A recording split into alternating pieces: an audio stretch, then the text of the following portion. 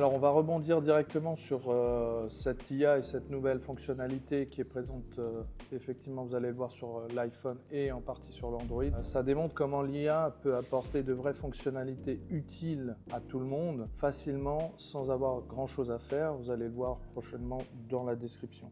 D'Apple et de Google, vous trouverez une ribambelle d'applications payantes pour la plupart pour identifier la végétation grâce à l'IA à partir d'un cliché. Si PlanteNet est l'une des plus populaires, ce n'est pas seulement parce qu'elle est française et gratuite. En prenant une plante en photo, vous obtenez son nom et ses caractéristiques. Alors, PlanteNet, une solution française, donc on voit qu'on est capable quand même en Europe et en France d'avoir des solutions qui peuvent être présentes. Alors, il y a certaines solutions qui sont payantes, d'autres qui sont gratuites, ce qui démontre encore une fois comment on pourrait devenir des leaders dans l'IA. C'est pas si compliqué que ça si on s'y met à fond, comme on a commencé à le faire en France.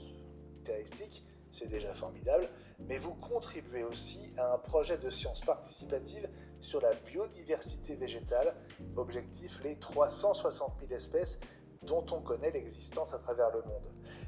Alors là, je vais m'arrêter. Ça démontre un point important, c'est que l'IA peut améliorer même le savoir en général, voire la science, puisque grâce à cette application et à vous, en l'utilisant quotidiennement, lors de vos vacances, lors de vos randonnées, vous allez pouvoir augmenter la base de données scientifiques qui va pouvoir permettre de, voire même de découvrir de nouvelles espèces, on va dire, et de pouvoir augmenter le savoir au niveau scientifique. Et ça, c'est un point que j'apprécie beaucoup dans cette solution, parce que finalement, elle peut être gratuite ou payante, mais si on peut utiliser ces bases de données pour augmenter le savoir scientifique, on va forcément faire avancer la science d'une manière ludique et pratique. Si les arbres vous passionnent, je vous conseille également l'application gratuite Clé de forêt proposée par l'ONF, l'Office national des forêts. Elle est également capable de reconnaître les empreintes laissées par les animaux et les silhouettes de rapaces en vol. Là, on dépasse encore plus loin. Au début, on n'a parlé que des arbres, maintenant on parle des animaux. Donc ça démontre bien comment, encore une fois, si on utilise correctement l'IA dans de bonnes façons à notre service, on augmente notre savoir, nos connaissances et nos futures connaissances. Donc ça a quand même un énorme avantage. En réalité, vous n'avez besoin d'aucune application, en tout cas sur iPhone, pour identifier une fleur ou une plante. Prenez-la en photo avec l'appareil photo de l'iPhone, affichez la photo et cliquez sur le i entouré d'un cercle, puis sur Chercher plante. Sur Android, pas de fonction similaire intégrée au système, mais l'application Google Lens qui est gratuite et qui est... Alors là, je m'arrête parce que là, c'est intéressant parce qu'on vous explique que finalement, vous faites la photo avec votre téléphone et vous utilisez directement l'iPhone avec le i et derrière, vous avez la description tout de suite. C'est quand même d'une simplicité et d'une facilité d'utilisation qui est assez énorme. Donc, je vous invite à l'utiliser, si possible, tout de suite, voire demain, et de donner vos retours sur les commentaires pour dire comment ça fonctionne, est-ce que c'est vraiment efficace, parce que c'est aussi ça qui est important. L'idée est bonne, est-ce qu'elle fonctionne parfaitement dans tous les cas? Laissez des commentaires. Existe depuis 2017, propose l'équivalent de ce qu'offre Apple. Et ça fonctionne aussi, Benjamin, avec les lieux emblématiques et les monuments.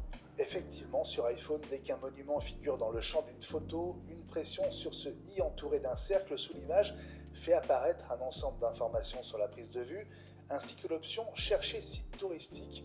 Dans mon cas, un clic me confirme qu'il s'agit bien de la Tour Eiffel avec...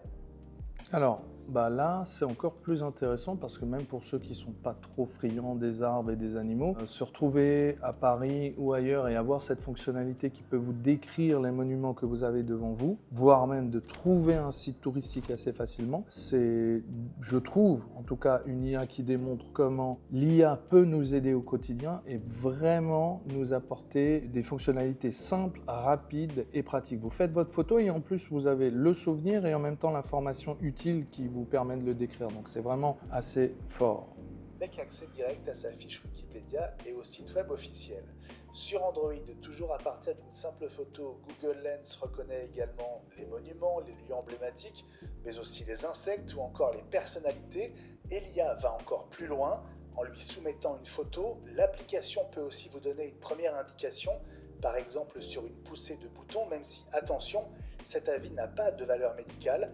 L'IA de Google peut même traduire le menu au restaurant ou les panneaux dans la rue en les visant avec l'objectif de votre smartphone, une technologie d'analyse du texte dans une image. On va s'arrêter là, c'est la fin de la description, mais en bref, cet exemple-là d'information démontre comment l'IA va être capable de nous apporter à bien des moments de notre vie ou au moment où on en a besoin, ou même quand on pense ne pas en avoir besoin, va pouvoir nous rendre des services extrêmement utiles. On parle en partie un petit peu de médecine, mais qui n'est pas vraiment, on va dire, recommandé parce que c'est peut-être moins sûr encore, mais ça va peut-être le devenir. Donc il y a un tas de fonctionnalités comme ça qui vont pouvoir nous aider à nous instruire et pas à nous désinstruire. L'IA n'est pas forcément et n'est pas là pour nous désinstruire. C'est une aide, c'est un peu comme, si je comparais ça, c'est un peu le Google qu'on a connu à une certaine époque. Le début de l'Internet, c'est une autre façon de voir l'information parce qu'aujourd'hui, les photos sont la base de notre monde. Donc, avoir une information autour d'une photo, c'est un élément qui est super pratique et super rapide. Donc, c'est là où elle a son utilité.